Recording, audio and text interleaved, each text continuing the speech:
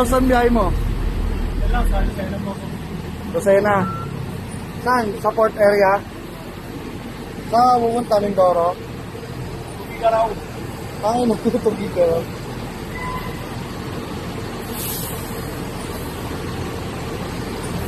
Yun o mga ka-techniques. Bali, nandito tayo ngayon sa Barangay Santa Veronica, San Pablo, Laguna, no?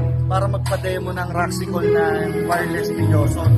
So, naimbitahan tayo ng isang tropa natin na pangalan ng Lights and Sounds is Kelly Lights and Sounds. So, yun.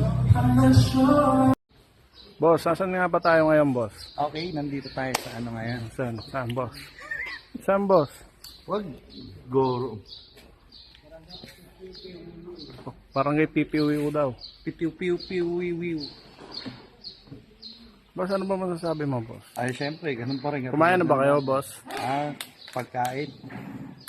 Dati, once a day lang ako kumakain. Ngayon, sa tuwing nahihilo na lang ako.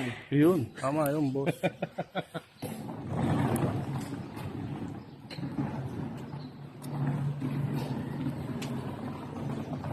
Asan yung ano, pre?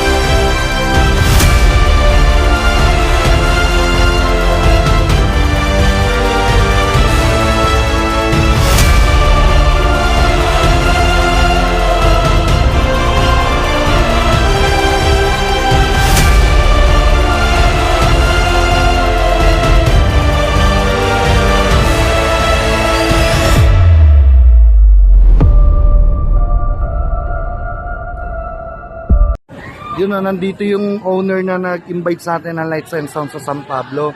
Yun, boss, feedback po sa Roxicol na mic, Joson Roxicol. Ano po masasabi niya, boss? So yun, Sir Francis, una sa lahat, nagpapasalamat po sa inyo sa pag-sponsor ng one of your best microphone, Joson. So, ayun, parang yung comment ko sa kanya is napakaganda. So, quality. So, interesado ako. Ayun, no? Interesado na. Yun. So, as of now kasi itong niligamit ko. Yung Mayon, So, Mount yung Mayon. okay naman siya.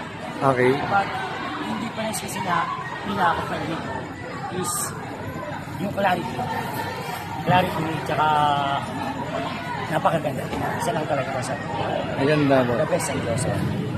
Ayun, no? Kaya set ko na lahat. Thank you, boss. Thank you. Yo, ito nga po pala si anong pangalan mo, sir? CJ po. CJ ito po yung DJ ng Kelly's Lights and Sounds. So, pa-review lang natin yung handheld ni Joson Roxicol. Ano po ba yung masasabi niyo sa Hanggang quality ang ating Joson mic. Kung kayo bibili, mag-Joson kayo. Ayun, no? Quality. So, anong feedback mo sa kanya, honest review? Hindi ba ako masabi? Wala kang masabi. Okay, quality talaga. Tsaka yung pinaka niya sa mic, anong sabi mo? Yung clarity ba ng mic, okay ba? Maganda ba? Okay. Sure ka? Okay, sige. Thank you po, thank you. Yung DJ po ng Kelly's Lights and Sounds. Kasi kanina nag-ano siya nagma-mic check din eh. Okay, thank you boss, thank you. Si Derek, interviewin lang natin regarding sa ginamit niyang handheld na Joson Roxicol. So Derek, ano po masasabi niyo sa handheld na mic ni Joson? Para sa akin, sa dami kong nahawakan na mic, hindi ko alam kung anong meron sa mic na to. Hindi siya, kahit ito na yung speaker, and then ito na ako, medyo malapit. Hindi siya nag-e-echo. And bawat, yung boses ko kasi husky, bawat parang detailed or hinga nung nilalabas ng bibig ko na tunog, ay nakukuha ng mic na. Ayun, no. Ayun po yung honest review niyo, boss. Thank you so much po, Derek. Derek, ano pong name niyo?